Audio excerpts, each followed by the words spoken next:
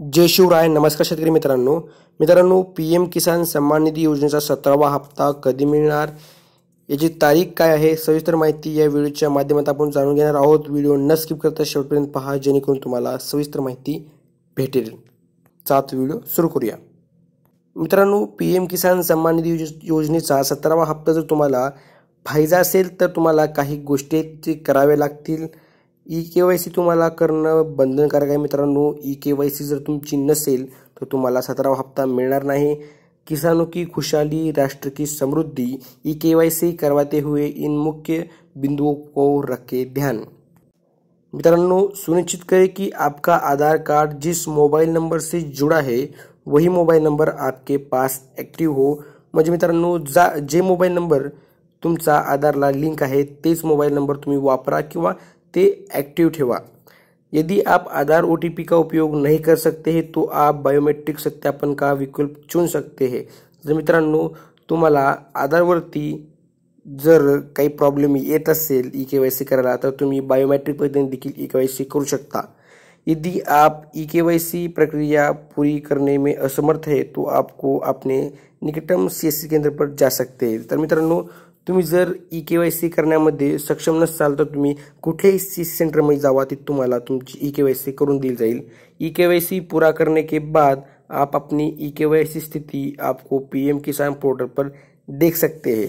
तर मित्रांनो, तुम्ही पीएम किसानच्या पोर्टलवर कसं पाहू शकता की तुमची ई-केवायसी झालेली आहे का नाही ते देखील आपण पाहून घेऊयात. तुम्हाला गुगलवरती पीएम किसानच्या वेबसाईटवरती यायचं आहे. इथे आल्यानंतर मित्रांनो तुम्हाला ऑप्शन असतील, त्या ऑप्शनमध्ये तुम्हाला ई-केवायसी देखील ऑप्शन दिलेला असेल.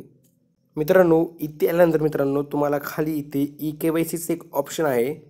न्यू फार्मर रजिस्ट्रेशन, ई-केवायसी व नो युअर स्टेटसमध्ये इथे तुम्हाला 2 नंबरला ई-केवायसीचं ऑप्शन आहे. इथे तुम्हाला क्लिक करायचं आहे.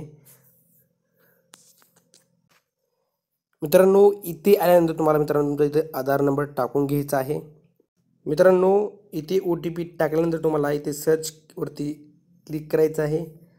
जसं तुम्ही सर्चवरती क्लिक करचाल तुम्हाला इथे इथे नोटिफिकेशन येईल, ई-केवायसी इज ऑलरेडी डन. जर तुमचं ई-केवायसी झालेलं नसेल तर तुम्हाला हे ऑप्शन येणार नाही. तुम्हाला पुढे जे काही ऑप्शन येईल त्यानुसार तुम्ही तुमचं ई-केवायसी करून घेऊ शकता. माझी ई-केवायसी झालेली आहे मित्रांनो. तुमची झाली असेल तर इथे ई-केवायसी तुम्हाला डन म्हणून सांगेल. जर नसेल तर तुम्ही इथे देखील तुमची ई-केवायसी करून घेऊ शकता किंवा कुठल्याही CSC सेंटरमध्ये जाऊन तुमची ई-केवायसी तुम्ही करून घेऊ शकता. मित्रांनो, तुम्हाला इथे गुगलवरती यायचं आहे. तुम्हाला पीएम किसान 7th इन्स्टॉलमेंट हे सर्च करायचं आहे. मित्रांनो, तुम्हाला इथे माहिती देण्यात आली आहे. PM Kisan 7th instalment date 2024. As beneficiary farmers are waiting for the 7th installment of the Pradhan Mantri Kisan Samman Nidhi PM Kisan scheme. The amount is going to be released soon. According to reports, the 7th installment of PM Kisan scheme is likely to be released in the last week of May.